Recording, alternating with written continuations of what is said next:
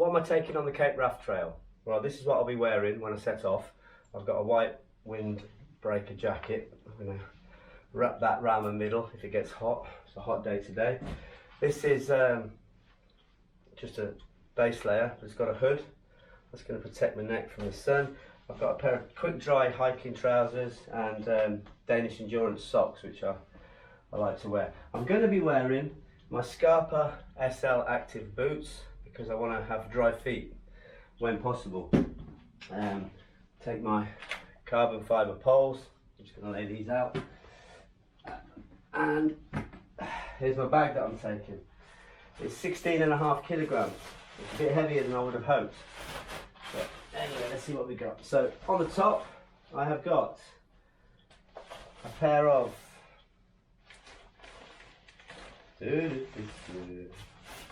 ultra lone peaks for crossing rivers.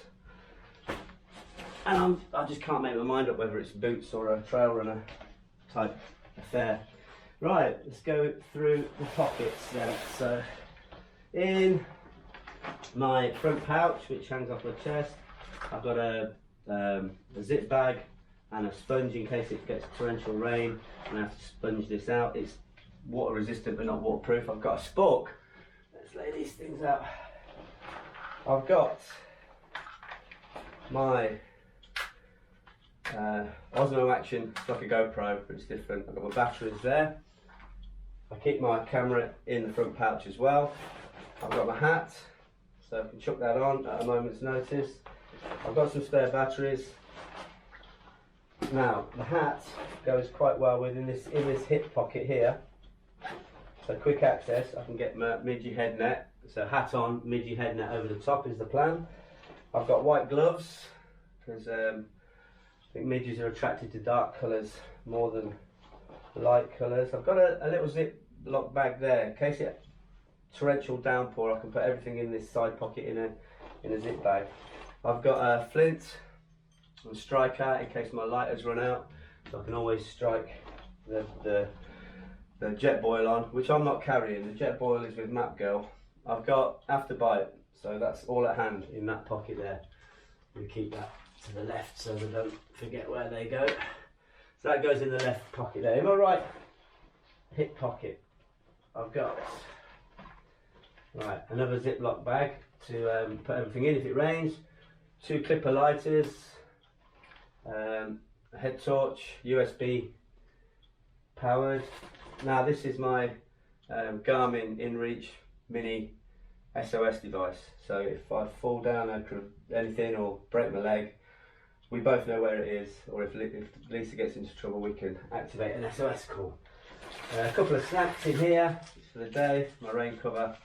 That what goes in the right pocket. Okay, so I've emptied that. It's that here, chest pocket. I've got my mobile phone, and in the front here I've got the Garmin eTrex 32X. This is my GPS device. I've got some lip seal. Okay, that's that. In the other pocket, I've got some gel hanging off there. I've got a selfie stick, and I've got a bottle of water. Right, that's the outside. Oh no, side pocket. Okay, I've got a Grail Geopress. I like this because you can filter from any manky puddle. Doesn't matter if farmyard animals have been in it or anything. You ain't going to get ill off that. I've got some smidge in the side pocket. I've got some suntan cream in the side pocket. That's that. In the other side pocket, I've got another 600ml smart water bottle. I've got the side poles for my tent. Gives me carbon poles, gives me a bit of extra width on the tent inside. I've got a chamois for chamoising down any concentration, and I've got some electrolyte tablets that really help me out if I get a bit of cramp. One of those and in water, and 10 minutes later, cramp gone. So that's what's on the outside of the bag. Let's see what's on the inside of the bag then. So I've got an outside zip pocket here where I've got my pot where I cook all my dry food in, and that's a fuel pot for fuel things. I'll put now this is vitamin B12. I'm going to take that every day because midges don't like vitamin B12. I've got a woolly hat for if it's cold. Then I don't know about having these things in an extra bag. If it's raining, I want to get to these quick, but I think I can get to these pretty quick. So in here, I've got my Frog Togs jacket. It worked really well for me on the coast to coast. 4 or more hours of continual rain and I stayed dry. And my Berghaus Gore-Tex trousers, they go in there. And that's everything in there, is it? Oh, some extra smidge. Smidge really works. So let's have a look inside the bag then. If I do the roll top, get in. So I've got some delta pegs, just in case it's gale force. Then I've got my tent. Inside there's the poles and there is a footprint as well. So that's my tent. I've got my toothbrush kit. So it's quite hefty, but I've got mouthwash in there, I've got a sponge, I've got a shaver, I've got a spare pair of glasses. So this bulks it up a little bit. There's things that I can't do without. I need a spare pair of glasses. I've got a spare gas canister. Map Girl takes the gas and the jet boil. I take the tent. Now, this is my pee bottle. So if I'm in my tent at night and it is a midge fest out there and I need a wee, well, this is a wide mouth cantina. It's called Nalgene Canteen. That came from the internet the other day. That's going to mean I don't have to go out into the midges to go for a wee. This is a little stove. It's one of these little bushcraft essential stoves, and if I can get a little fire going that makes plenty of smoke to ward off the midges, I will do. And I've got some fire lighters in there. This is one of those things where I was thinking, shall I take it, shall I not? And I'm still undecided. Maybe it's about a couple of 100 grams, but I've got a pair of socks just floating around in here. I thought that would be good to have some socks I could easily get to, but I can't find one, I believe. Right, in here is my sleep kit. So, this is my sleep kit. In my sleep kit, I just have it all in one bag so I can get to is a nice top to wear when I get to camp. A nice pair of leggings in case I'm soaking. Hopefully they'll stay dry. I've got this is a little pump for my airbed. Saves me having to blow it all in my mouth. A pillow, just a little lightweight pillow. Does the job. I've got a thermarest. It's not the lightest one, but it's got a better R rating, so I prefer to be warm with a few extra grams. I've got a silk liner, if I need to. I'm going to cover the sleeping bag with that to stop condensation getting on the outside of the bag. See how that works. I tried it out once, it worked a little bit.